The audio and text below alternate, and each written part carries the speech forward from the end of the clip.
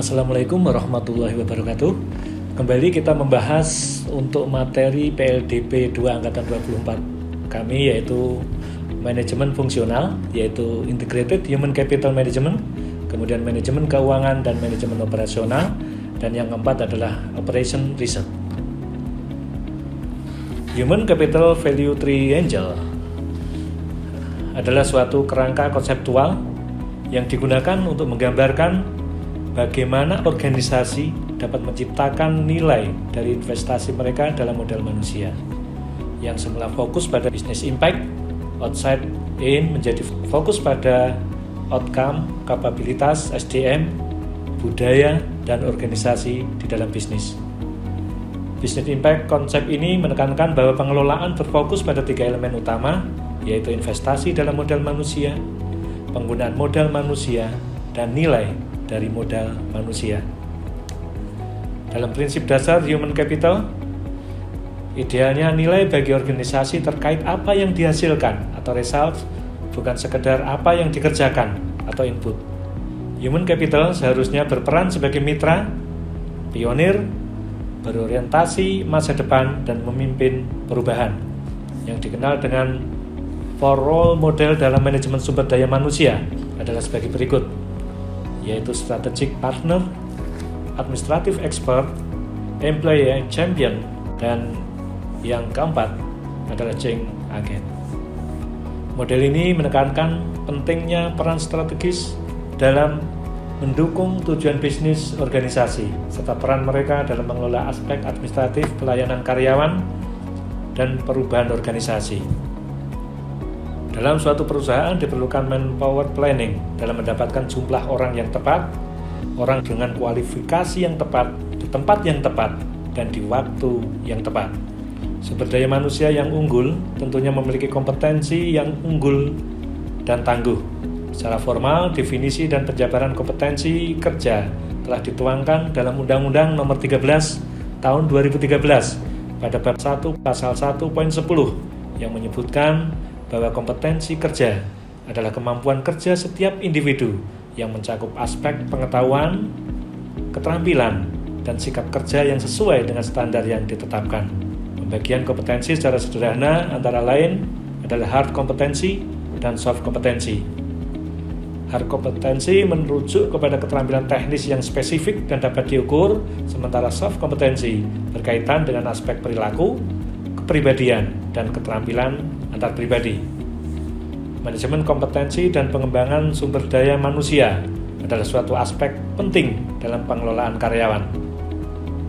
Dengan manajemen kompetensi dan pengembangan SDM yang efektif, organisasi dapat memastikan bahwa karyawan memiliki keterampilan dan kemampuan yang relevan dengan tuntutan pekerjaan mereka, serta memberikan kesempatan bagi pertumbuhan dan pengembangan profesional mereka. Peran manajemen keuangan adalah mengelola sumber daya keuangan suatu organisasi dengan cara yang efisien dan efektif untuk mencapai tujuan yang ditetapkan. Keputusan dalam manajemen keuangan perusahaan secara umum terkait dengan 3 bagian, antara lain sisi aset, sisi liabilitas, dan equity. Secara keseluruhan, aset, liabilitas, dan ekuitas saling terkait dan membentuk neraca perusahaan. Dalam pengelolaan keuangan perusahaan, terdapat beberapa penanaman satuan pengelolaan keuangan perusahaan, baik divisi ataupun bagian. Beberapa unit pengelola keuangan antara lain akuntansi, yang bertugas melakukan pencatatan akuntansi dan mempersiapkan pelaporan perusahaan, kemudian keuangan, yang melakukan pembayaran dan menyimpan kas setara aset keuangan perusahaan, kemudian anggaran, yang bertugas untuk melakukan perencanaan keuangan, dan verifikasi, yang bertugas dalam memverifikasi transaksi yang membutuhkan pembayaran dan transaksi yang membutuhkan verifikasi lebih lanjut.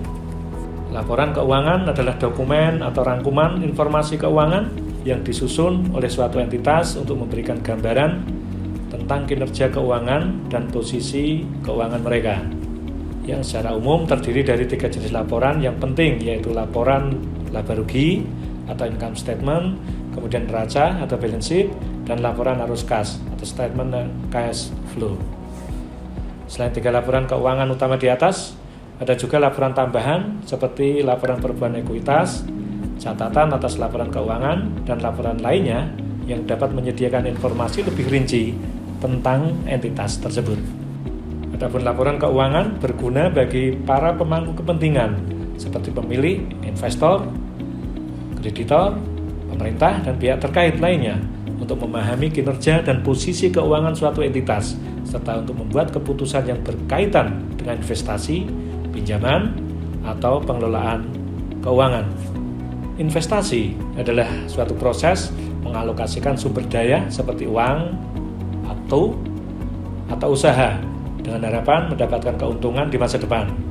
Dalam konteks keuangan, investasi seringkali merujuk pada membeli aset atau instrumen keuangan dengan harapan mendapatkan pengembalian investasi yang menguntungkan. Time value of money adalah konsep dalam keuangan yang menyatakan bahwa nilai uang pada masa depan tidak sama dengan nilai uang pada saat ini. Konsep ini berdasar asumsi bahwa uang memiliki nilai waktu yang dapat berubah seiring berjalannya waktu. Ada beberapa prinsip dasar yang terkait dengan time of value of money, antara lain nilai waktu dari uang, bunga, dan diskon. Tools analisis investasi dari payback period, net present value, dan internal rate of return. Berbicara masalah manajemen operasional adalah cabang dari manajemen yang berkaitan dengan perencanaan, pengorganisasian, pengendalian, dan pengawasan semua aktivitas operasional yang terlibat dalam produksi barang atau penyediaan layanan suatu organisasi. Tujuan utama dari manajemen operasional adalah untuk mencapai efisiensi, efektivitas, dan keunggulan operasional dalam menjalankan kegiatan bisnisnya. Manajemen operasional di sektor perkebunan dapat ditinjau dari beberapa bidang, antara lain manajemen produksi tanaman, manajemen produksi pabrik, dan manajemen pemasaran. Operational research atau penelitian operasional dalam dunia perkebunan merupakan penerapan metode analisis dan teknis pengambilan keputusan untuk memecahkan masalah yang berkaitan dengan operasi dan manajemen dalam sektor perkebunan. Penelitian operasional dapat membantu meningkatkan efisiensi, produktivitas, dan keuntungan dalam kegiatan perkebunan. Berikut adalah beberapa contoh penerapan operasional riset dalam dunia perkebunan. Antara lain, perencanaan tanaman, penjadwalan panen, pengelolaan persediaan, optimasi penggunaan sumber daya, pemilihan rute pengiriman.